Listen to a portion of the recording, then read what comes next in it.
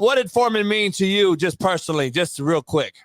Yeah, George was, George was a good friend of mine, and he wrote the foreword for my book, and he was somebody who, over the years, was extremely supportive to me, both in his days.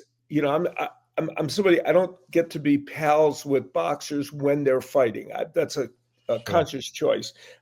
Good relations. I've had good relations with almost 98% of the fighters I've covered, but I don't become friends because I'm announcing their fights. But afterwards, oftentimes I do, and that is the case with George, and he was always so supportive. And I did a show at Caesar's Palace, a Boxing by the Book show, that he flew in from Houston, and he had to be like 3 different places, and he flew there and broke his back to get there for me.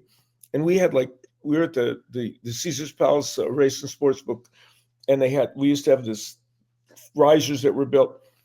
2,000 people came to the Race and Sports Book to see George Foreman. It Jeez. Was a mob scene. Caesar's Palace was like, they couldn't believe it because it was crazy, right? And that tells you 2 things about George, that incident. One, what a good guy he was for the people he knew, and number 2, the popularity and the love that he had going for him. And Shaun King, who won a Super Bowl for the Tampa Bay Bucks and a high-level athlete, we all played and coached. And I like looking at the history, and I followed him as a youngster, and I'm like, in your mind, the guy that covered him forever, he has this great, unbelievable story. He makes it, wins it, goes on, and then in the Rumble of the Jungle, after that fight, was that kind of like the fall for him again after he had to struggle to get back on top? And did he never couldn't get over the hump again, you think? Well, no. I mean, the Rumble, he lost to Ali, and then subsequently after that would lose to Jimmy Young, and then was out of boxing for a long time. Obviously, that was his place where we thought that was the end of the story with George Foreman. Yeah. But then comes the comeback when he comes back and miraculously in his late 30s starts to fight regularly. I announced a number of his fights, some on ESPN. I did some on small pay-per-views that Bob Arum did. And he manages to get through the heavyweight division.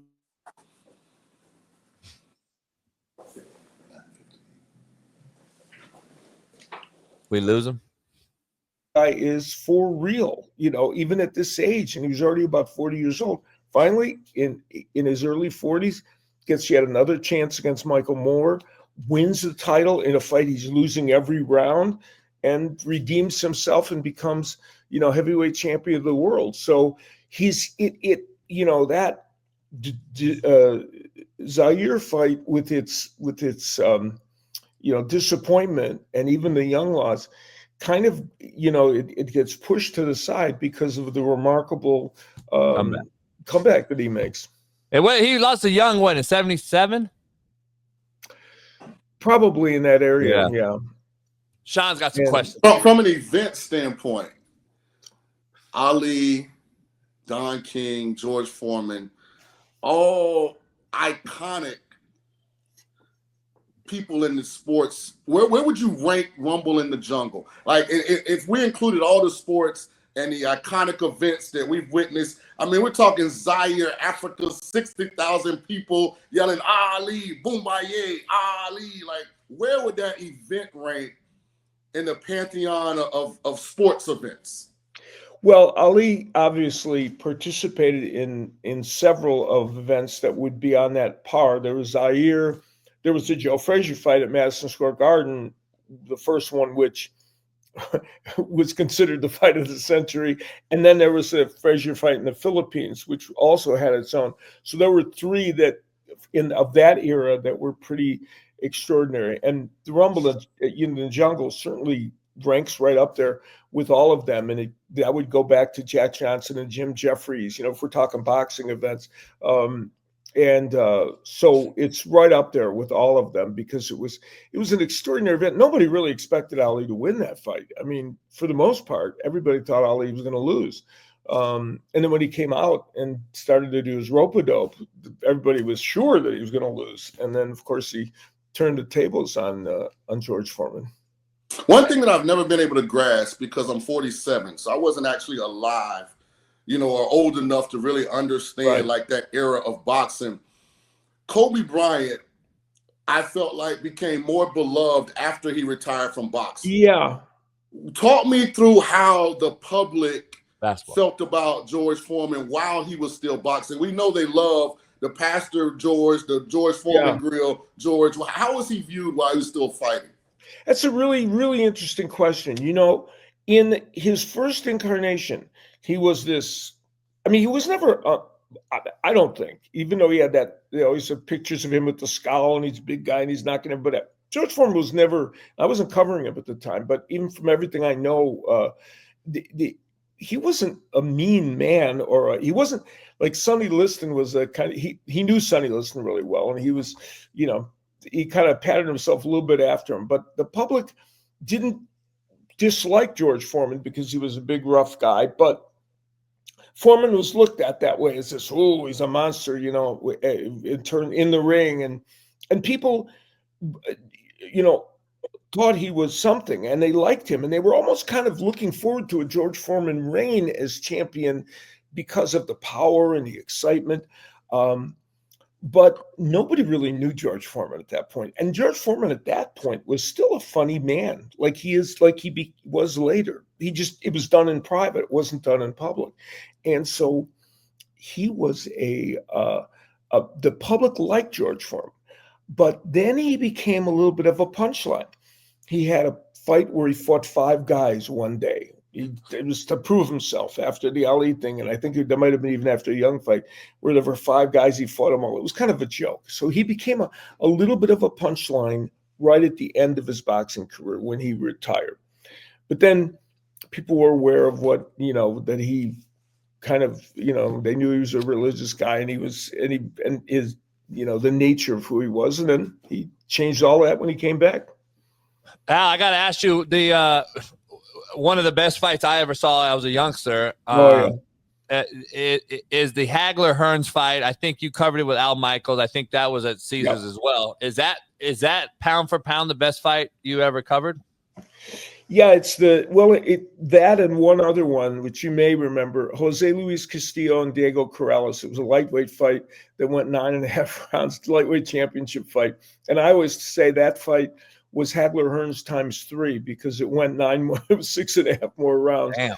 But Hagler-Hearns was, given its significance and its excitement, was probably the most extraordinary. You know what I thought you were going to talk about? I thought you were going to talk about George Foreman and Ron Lyle in that fight that we've all seen, and most people, even younger guys, have seen on YouTube, which was a wild fight. That was obviously a lot of people don't talk about that fight, huh? A lot of people don't mention that because of the name, probably, right? A staggering fight. That was, and that was during Foreman's first, when he was, younger. That was during that period where he was trying to redeem himself, and he and Ron Lyle had a fight that, honestly, you could say was the most exciting heavyweight fight of all time.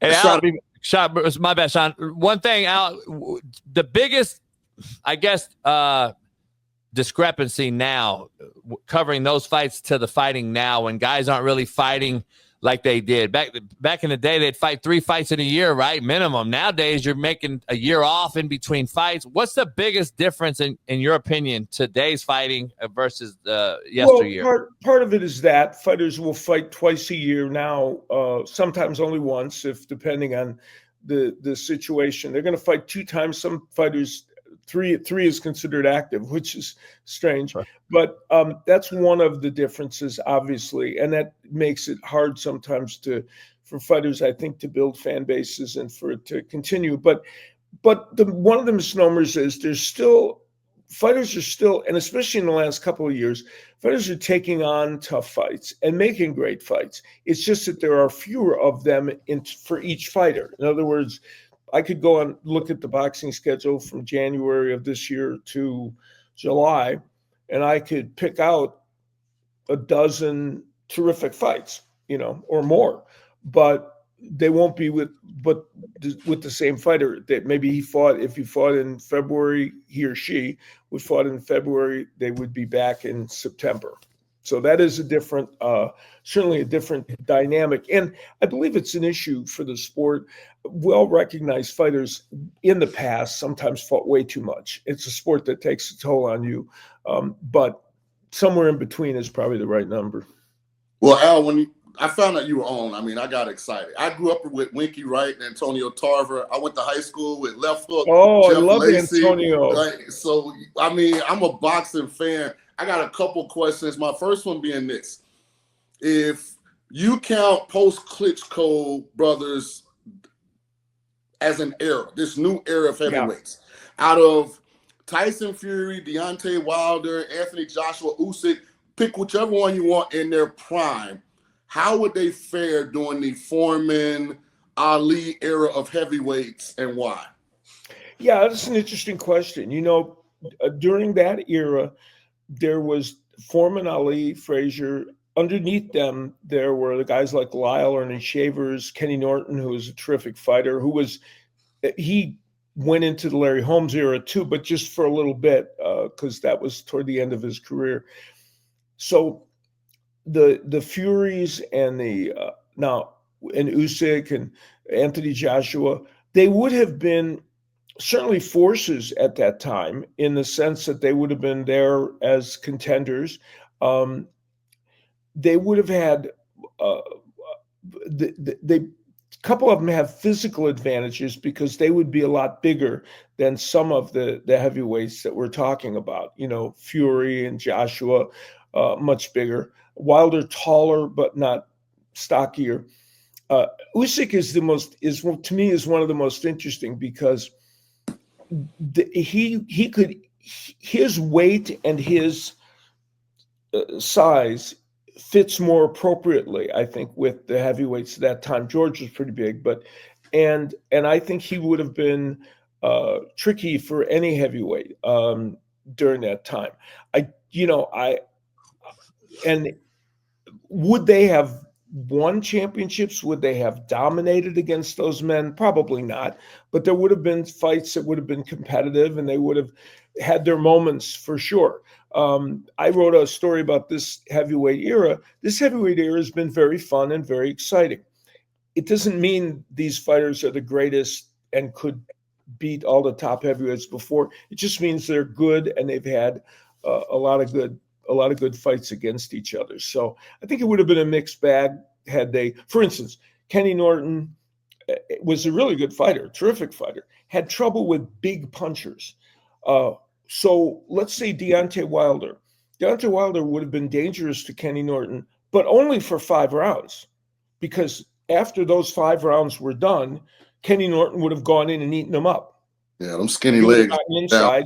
Yeah. And once Kenny Norton realized that he wasn't going to be hurt, he would have dominated Deontay Wilder. And all of those guys I just mentioned, Joshua's a perfect example. Can be a big puncher. Again, a guy like Norton would be, that would be, and Joe Frazier the same way. He would be any of those guys these big guys, if they didn't hurt him by round 7, they would have been in trouble.